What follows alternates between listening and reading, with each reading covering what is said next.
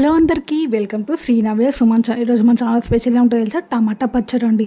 ఇది చాలా మంచి టేస్ట్ ఉంటుంది.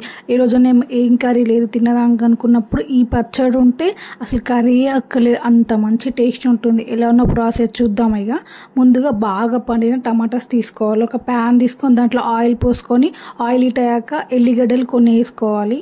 ఉల్లిగడ్డ లైట్గా కలర్ చేంజ్ కావాలి. కలర్ చేంజ్ అయింది కదా, ఇక దీంట్లోకి మనం పచ్చిమిర్చి తీసుకుందాము. పచ్చిమిర్చి చూసుకొని వేసుకోండి, కారానికి తగినంత పచ్చిమిర్చి తీసుకోండి. మీరు పచ్చిమిర్చిని కూడా మనం బాగా వేయించుకుందాము. ఒక 2-3 మినిట్స్ బాగా ఫ్రై చేస్తే ఫ్రై అయిపోతాయి. చూడండి, మన పచ్చిమిర్చి ఫ్రై అయిపోయింది కదా. ఇక మనం దీన్ని పక్కనే తీసుకుందాం. ముందుగా కోసి పెట్టుకున్న టమాటాస్ ఉన్నాయి కదా, ఆ టమాటాస్ని తీసుకొచ్చి ఇదే ప్యాన్లోకి వేసేసి బాగా ఫ్రైగా నిద్దాము. దీంట్లో తగినంత సాల్ట్, నేను ఒక 2 స్పూన్ సాల్ట్ వేసుకుంటున్నాను. తగినంత సాల్ట్ వేసుకొని మనం బాగా మిక్స్ చేసుకొని ఇక మొత్తం వాటరే లేకుండా టమాటాస్ అంతా మంచి ఫ్రైగా నిద్దాము. టమాటాలను బాగా పండినే తీసుకోలేతే మంచి టేస్ట్ వస్తుంది పచ్చడి.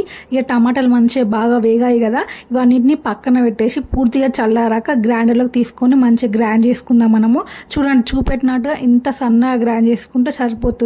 కావాలనుకుంటే మనం ఇలానే వేసుకొని తినొచ్చు, చాలా మంచి టేస్ట్ ఉంటుంది. పోపు వేయకుండా చాలా మంచి టేస్ట్ ఉంటుంది, కానీ పోపు వేస్తే ఇంకా మంచి టేస్ట్ ఉంటుంది. అయితే ముందు మనం తగినంత ఆయిల్ తీసుకొని ఆయిల్ హీట్ అయ్యాక దీంట్లోకి ఆవాలు వేసుకోవాలి.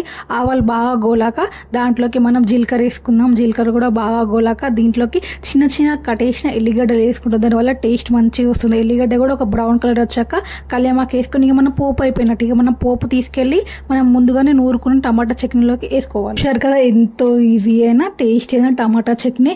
ఇది కానీ దోశలా కానీ వేడి వేడి రైస్లో కానీ వేసుకొని తింటే చాలా బాగుంటుంది. ఇది మినిమం 3 to 4 days ఉంటుంది అండి.